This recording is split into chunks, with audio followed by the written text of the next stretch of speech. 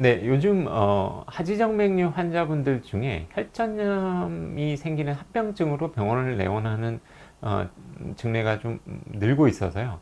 어, 이 하지정맥류의 합병증인 혈전염에 대해서 조금 설명을 드리고자 이 영상을 준비하게 됐습니다. 그런데 이제 이런 혈전염 환자분들이 연세가 있으신 분들이 아니고 젊은 환자분들한테서 이런 혈전염이 점차 많아지는 것 같습니다. 이유는 잘 모르겠는데요. 하지정맥류의 혈전염에 대해서 말씀을 드리기 전에 일단 하지정맥의 이제 배열 상태를 좀 먼저 보여드리면요. 이제 정맥이라는 것은 할 일을 마친 피가 심장으로 돌아가는 길을 다 정맥이라고 부르는데요. 다리 쪽의 이 정맥의 대부분은 근육 안에서 다닙니다. 근육 안에서 심부정맥을 통해서 이렇게 피가 빠르게 다 돌아가고 있고요. 여기에는 문제가 없는데 피부 바로 밑에 이제 여분으로 있는 이제 복제정맥 쪽이 판막이 변성이 와서 원래 피가 가던 길에서 이쪽으로 피가 거꾸로 고이게 되는 현상이 벌어지는 게 이제 하지정맥류입니다.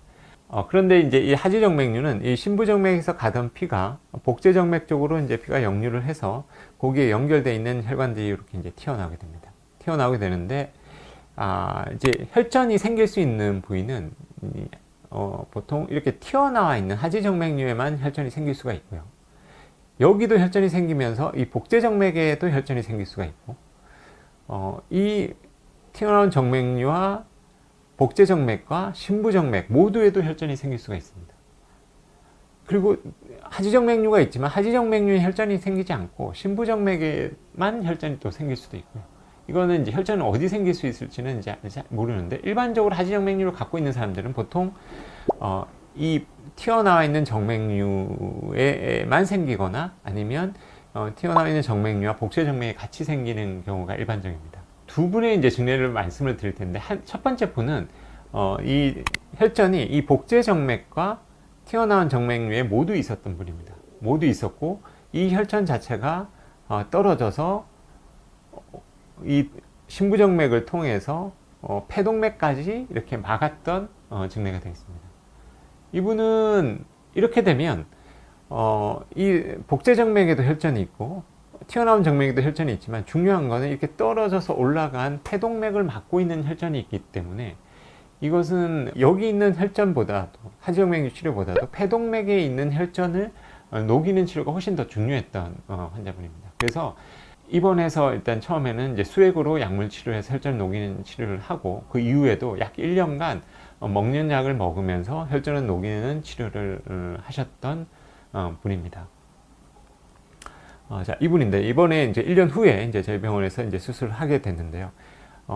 보시면 이제 이렇게 허벅지 쪽으로 울퉁불퉁 튀어나와 있던 정맥류도 관찰되고 있지만, 이 대부분이 이제 대복제 정맥 쪽에서 역류를 해서 혈관이 튀어나와 있었고, 그것이 이제 소복제 정맥까지 연결이 돼서 역류가 진행이 되고 있었던 환자가 되겠습니다. 이제 수술해 보면 혈전이 한번 오셨던 분이기 때문에 대복제 정맥도 굉장히 두터워져 있고요. 주변과 유착도 심하고 튀어나와 있던 정맥류에도 혈전이 왔었던 정맥들은 굉장히 두터워져 있고 딱딱하고, 그 다음에 이제 피부와 유착이 심한 케이스였습니다. 어쨌든 이제 근본 발거술로 복제 정맥은 모두 처리를 하고 밖에 보이던 혈관들도 다 잘 처리가 됐던 환자분입니다. 근데 이제 이 환자분은 사실 이런 튀어나온 정맥류를 가지고 있었지만 불편한 증상이 거의 없었던 환자분입니다. 불편한 증상이 없다가 1년 전에 갑자기 혈전이 생겨서 다리가 띵띵 붓고 아프고 그래서 오셨는데, 이 복제정맥에도 혈전이 관찰되니까 이게 떨어져서 위로 올라갔어요. 그러니까 폐동맥을 막았을 가능성이 있기 때문에 대학병원에 의뢰를 했었고요. 물론 이제 결과적으로 치료는 잘 됐는데요. 이렇게까지 고생하시기 전에 빨리 치료를 했으면 아마 그런 일은 없으셨을 텐데, 하여튼 증상이 없다고 정맥류를 놔뒀다가 아주 고생을 하시는 증례가 되겠고요.